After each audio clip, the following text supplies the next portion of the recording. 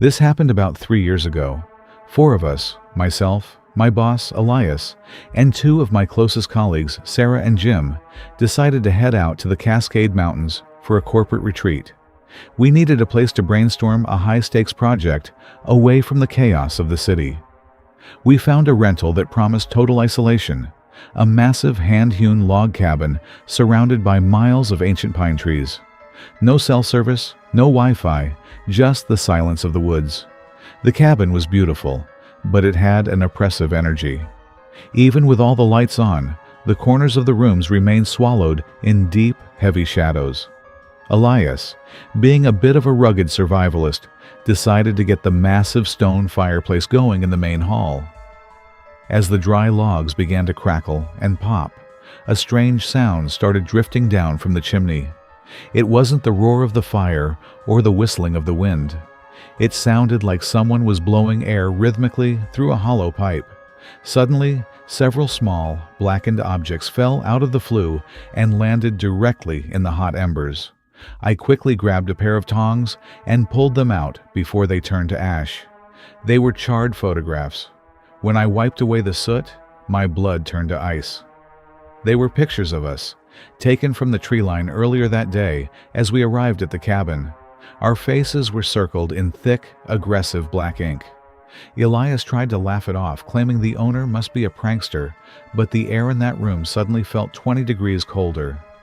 Jim was a notoriously heavy sleeper, but at 4 a.m., a scream shattered the silence, a sound so raw and guttural it sounded like he was being torn apart. We sprinted into his room to find him standing in the far corner, trembling violently, pointing at the floor. A trail of wet, muddy handprints led from the bedroom's fireplace across his bedsheets and stopped right at the foot of his mattress. But these weren't human handprints.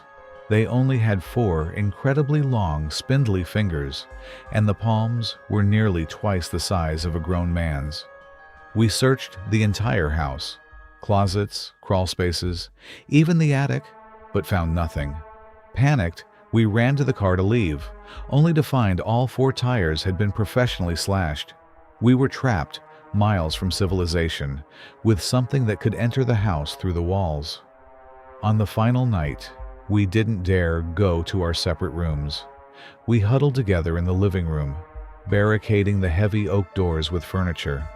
We didn't light the fireplace, terrified of what might come down. Around midnight, the whistling started again, loud, rhythmic, and so powerful, it made the stones of the hearth vibrate. Without warning, a long gray arm, unnaturally thin and covered in thick black soot, dropped down from the chimney opening.